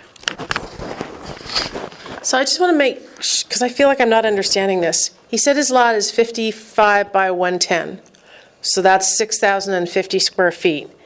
If you're looking at a .35 FAR, that's 2117. He wants to build 2,000 square feet. So, and you said if it's below .35, does not require design review. So can't he, at 2,000 square feet, build the house that he wants to build? If it's straight walls up and down? That's what Carol said earlier, that you may follow under that golden rod there. Right. So you can build your, I know yours is prefab, so that's another issue, but. Yeah, the prefab is the main thing. Right. Mine is like, We have prefab in the community that we built recently. but prefab doesn't support the wedding cake style. Yeah, but if you're don't have to do that. You don't. You can have 2,000 square feet straight up Not and down. Not on new construction, you can't. Oh, you don't have to deal with the guidelines then, Yeah. because you're under the .35. So Yeah. I can talk louder. Okay, on the definition of neighborhood is 250 feet on either side. Does that stop at the intersection, at the end of the block? So the question is, the 250 feet, what if my house is basically towards an end? Is it going to go beyond? No, it doesn't cross the street, and sometimes it doesn't even include the house on the corner because the lot is oriented so it faces differently. So, yeah, so we try to apply the logic. I think the point about the couple of houses directly in front is a really powerful point. And now I'm panicking, thinking I'm misremembering. There are actually, honest to God, the planners will testify, there are 8 versions of the ordinance on my desk right now. And I've got to make sure that goes in there, because I think I'm actually misremembering. I think we are carrying forward no, not both sides of the street, just the 4 houses that are in front of your house. But I'm truly, my brain is fried. I actually don't remember that. So it stops at the end of the street. Because otherwise you just keep going block to block to block. Okay. Yeah. That's good. So I just wanted to ask, for clarity, maybe for myself more than anything, but for a lot of us that, or for the folks that did not be part of the April 28th, we talked about 2 things. We talked about the guidelines and the shells and the shoulds. And as I review the shells are pretty easy to understand because they're going to be our standards. But the shoulds, and throughout the guidelines here, everything is used, the verbiage is should. But really, this is going to really set the tone. So I guess a little more clarification on the shells versus the shoulds. So using that language, shall goes in the code and should goes in the design guidelines, sounds really friendly. Oh, I understand this. But if you, as the city, say that I can't get a permit to build my house because I didn't do the right number of shoulds, then they feel like shalls, even if you didn't call them shalls. So there is absolutely an incredible tension between having something called guidelines, which are then actually applied and permits are issued, and some houses are found consistent with the guidelines and other houses are not. So I want everyone in the room to understand that even though the slide uses that it's the guidelines and it shoulds, and it's not like the code. For example, it can be adopted by resolution and changed more easily. If the city has said to you, using the design guidelines, your house is wildly out of character with the existing neighborhood, and we're asking you to make changes, that doesn't feel like anything other than a mandate, an ordinance. It feels like being forced to do something. And I fully embrace that tension. You are absolutely right that is an underlying challenge in the application of something called design guidelines. I can only tell you, not in Burbank, because we haven't done it yet, but in the last city that I worked in, we did all of the design review for single-family homes at the staff level. In that city, we had a design review board, but it only did commercial and multifamily. But you could appeal to the design review board. And in the 5 years I was there, I don't think there were more than 2 or 3 appeals, because we were able to work through these issues, because we had creative, talented people who were often able to have a better solution than might have originally been conceived of.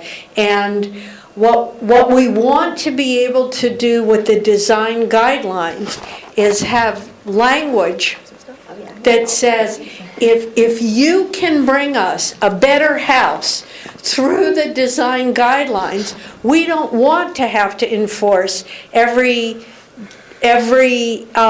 single tiny element of the code. We want you to have some flexibility through the design guidelines to bring us better houses. So we're not envisioning that we know everything. We're envisioning the possibility of a lot of really creative, thoughtful design. And if we're not getting it, then that will be, something that the planning board will have to deal with. If we're just getting battles rather than good creative design, we'll be battling in front of the planning board. So this 74-item list is municipal code. So this will go in the ordinance, not in the resolution. So I guess I want to be clear. For example, item 51 talks about requirement of trees, and that you need to have 2 trees on the property. So if I don't have that, and we're trying to control size and bulk, why are we subject to something not being approved because it doesn't meet the tree requirement? I mean, it seems like that should go in the resolution, not in the ordinance.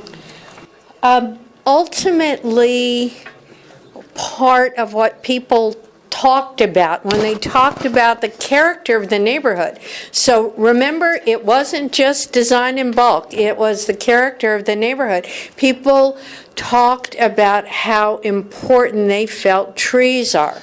So we're not mandating any species. We're not requiring you to submit an ongoing tree maintenance program. We're saying if there are no trees on your property and you are spending a significant amount of money to build a new house, put 2 15-gallon trees on your shopping list when you're at Home Depot, because those trees matter to how neighborhoods feel. And that was very consistent information that we got from the community on the walk shops. So that's why it's there. And personally, I don't think it's asking for a whole lot. We didn't even say it had to be in the front yard. We said preferably, but if you want to put your trees on the side, so be it. Carol, thanks for answering all these questions. I know it. One thing I want to ask you is the basement thing, right? Why you guys added basement to for value in the new guidelines? Because I know, like, if you look at the future buyer, they want newer house. They don't want 1920s house style house. They want newer house with basement, lot of area, because 2 people has to work It's a bigger house with the basement and everything. So it means it's good for our neighborhood, right? If you have a modern house, the value, the home value, the new potential buyer come and buy it. And then it's good for neighborhood and it's good for Burbank office and everybody, it's good for everything, win-win. Nobody's going to go buy Lockheed Martin style house for $1 million. My question is why you guys added basement to the floor area ratio, because it's again restricting people. If I have a smaller lot, let's say mine is like a smaller lot, it means I can't have a decent size of basement with the new guidelines. It means, let's say for $1 million house, if somebody wants to spend $1 million, they want to have bigger house. It means but for 2,000 square feet, they said, no, I can't pay $1 million for that. That type of situation, if you allow the basement, it would be flexible for the community too. In the future value, it's good for you guys too. I didn't understand his question about the basement. Okay, so there counts for the footage. Because it means they want smaller house. They want smaller house. It means the future buyer, they're not going to buy. Well, there used to be a time when they didn't even allow basements in Burbank. So if they're allowing them now, you've gotten a step further. So someday they'll allow prefabs. Because when I asked to build one 5 years ago, you could not bring a prefab in. You want value, you want to increase the value of the house. You want to have a bigger house, modern house. So it's good for you, for neighborhood. It's good for neighborhood. So there basements, so the question is, if it's underground and you don't see it, why can't I have it as free FAR? So there's some ways of thinking about this. First of all, there's limits on using it as your house if it's completely underground. It can be a storage area, but it's a basement. It's not a living area. And there are provisions that, depending on how far it's underground, it could be built. But let me tell you that it very specifically says if you build that much square footage, it counts towards your parking. And so you add 1,500 square feet towards your FAR, it increases the amount of parking that you have to provide, even if it's subterranean. The flip of it is, while it's really good for you in terms of additional FAR, the neighbors who live next to basement construction have a slightly different reaction to it because it's very noisy while it's being excavated, underground, and foundations are being poured in. So we have the opportunity to listen to people who are highly distressed by basement construction. So it's not a clear win-win, but I encourage you to look at the actual language that's proposed for how basement floor area is going to be treated. It'll be online really soon. If you want to leave me your business card, I'll extract that little portion and send it to you. Thanks a lot.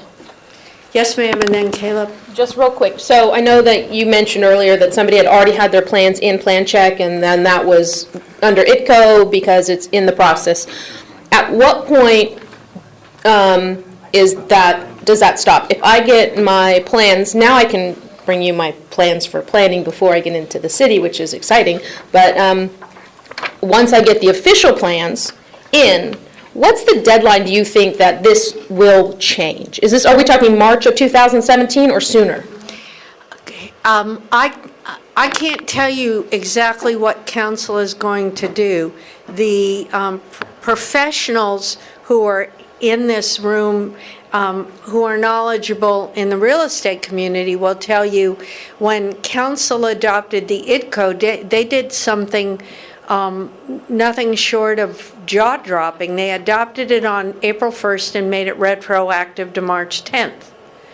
So I can't tell you what council will do. My best advice to my boss on how we structure it is that if we have issued you a permit, then you're vested. But if you're just in a review conversation, You may not be No, vested. but once the plans have officially been submitted, signed, stamped, here's my check, plan check process begins, that point it's not, it's okay if it hasn't been adopted yet. Plan check is different from design review. Plan check is for your building permit. There's no question. Once you're in plan check, you're vested. I thought your question was around design, I'm the trying review. to, I mean, I'm thinking of the whole process itself, but I can do the design review first before plan check. Do the design review before plan check, but you have to have your design approved, not just submitted in order to be vested. I think it's how it's gonna turn out. So it's, yeah, I think that's how it's going to turn out, but I don't know. I'm not counsel. And so council is December 12th? The planning board will meet on December 12th, will take action on a recommendation to council. I believe council will consider this on January 10th and January 24th. I think those are the 2 January dates for council. And then it will be adopted 30 days before it's effective. 2 readings on an ordinance, first and second reading. It can change, they can modify the terms of the ordinance between first and second reading, then 30 days to be effective. What's the cost if you have to go to the planning review board? The design review board? Well, there is no design So there won't be room. a cost if you have your topography maps and everything, There- they won't charge you? The fee for the single-family development permit in the new fee ordinance is, like, there is a fee proposed for it, and it is, and I don't know, council hasn't adopted it. I think it's in the range of $500 to $600. Take my business card and I'll look up the draft fee I mean, I'm not paying it tomorrow. now, I was just curious if that's Yeah. gonna be like a double fee, you'll pay that and then you'll pay for your plan. Yeah, you still have to pay for plan check because that's being reviewed by different people against the building code. Right. So the fact that it was reviewed against the design guidelines is a whole different standard, different work that's being done. I can talk loud enough. For an existing structure, if you want to do a patio, you're not adding onto the house. Does that still get calculated when they do the permit for the patio? Is it covered? The question is, do patios count towards FAR? Is it covered? Well, I mean, it's not built yet, but it would be. Yes, it counts towards FAR, Okay, if it's covered. if it's covered. Okay, what if there's an existing patio there and it's already exceeds the FAR currently? Well, then it was probably built without permits. Oh, quite possible. We had an allowable FAR in the city of .65. So if you're asking, can you demolish and rebuild? If you totally demolish, no. But if you retain more than 50% of the patio, then you can. So as far as the checklist, if you build less than 0.35, the checklist does not apply? Correct. That's the current proposal. The checklist does not apply, and we've also got it not applying if it's less than 500 square feet. I have heard people, both at the planning board meetings and tonight, say they think that should be larger. And then the other question is regarding the packet, you had mentioned earlier that only section 6 is for adoption. So what's the purpose of all the other sections? It explains the concepts used in section 6. Okay. So there's not going to be any reference to, I mean, by adopting section 6, you're not inherently automatically in. No, but it means that we don't have to adopt 30 pages of definitions to explain all of the terms used in Chapter 6, because they will have been explained in the other sections. So, it's like reading the Bible. You can't, sometimes the verse before and the verse after help you make sense of the one verse you're reading. That's the value of having a larger text around the chapter 6. I have a question in regards to his patio situation. If you have older apartments, and a lot of these apartments were like boxed type building, and you want to put a patio over to shade the windows, then there's a possibility that you may not be able to do that because you're going to exceed the square footage because it's covered. Well, apartments aren't covered under any of this. Apartments have different development standards, different allowable FARs, and the apartment could be on property zoned R3 or R4, and so none of this applies to apartments. This is just strictly for all the residential, whether it's rancho. R1, property zoned R1 and R1H. Thank you. Yes, Miss. Even 1 to 4? Even 1 to 4 units? Yes, because if, Any multiple? multi. It is only written for R1 and R1H. So R2, R3, R4 has development standards in the city's zoning ordinance that govern setback and FAR, none of which are the subject of these guidelines. So the old guidelines still The existing ordinance subject to. governs all of that. Thank you. Last question I'll ask. This is the last question I'll definitely. One thing is the term compatibility, right? Is it like up, you said it's 250, but planner told me it's up to 500. So which one is true? Is it 250 or 500? 250 on either side. Mine is end of the street. I mean, end of the street, it's not a corner lot, but it's next to the corner lot. I'm going to respectfully tell you, the purpose of this meeting is not to design your house. So I'm not looking at a site plan, I'm not looking at a design. I will not be able to give you the level of attention that you require in a public meeting for the project that you want to do. It's not what this meeting is for. Okay. Thank you. So, I'm sorry, is that a question? Yes, I have one more question. Sure. If in the city's affordable housing study, they identify utilizing or easing restrictions on accessory dwellings, how is that going to affect what we're discussing here? Will there be new guidelines for those, for accessory dwellings on single-family residents? The city will not be proposing new guidelines. The state has adopted new laws for second dwelling units that will become effective in 2017, and the attorneys are putting together kind of a master list of what the new provisions are, because there were actually 3 bills adopted which didn't all agree with one another.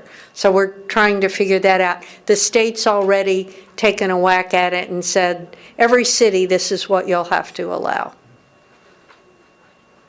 So just a clarification on the, so if you have a 10,000 square foot lot and you're building a 3,500 square foot house, that's okay? No, larger than 3,000 square feet. So it's not, it's or, it's not and. If the house, exactly, Alyssa, it's or, 3,000 square feet or greater than 0.35 or an addition greater than 500 square feet. So you could have a large enough lot in the hillside where your house is under 0.35, but it's greater than 3,000 square feet. And so greater than 3,000 square feet will be subject to the conversation about the design guidelines. Thank you for all your hard work and putting up with some of the things you do. But I do want to, and I know that we've had conversation about it, I know Your poor staff would have to listen to me cry. Thanks, Lisa. But I think Mr. Kwan brought it up again today, too, that we should really look at the single stories, non-two-story, obviously, single-story additions to the rear of the home that are under that .35. I think that we really need to look at that, because we're telling people that they can build new construction at a .35, and there's, you don't have to comply with anything, and then yet we're going to tell somebody that's in a typical 1,100 square foot Burbank home that, well, you know what, you're really at .28, but we're still going to put you and your staff, because it's a lot of work for everybody to have to go through a vigorous design guideline. So, I so think could we that's look at good, that? not just in the rear, though, it's in the rear and meeting all the setback requirements.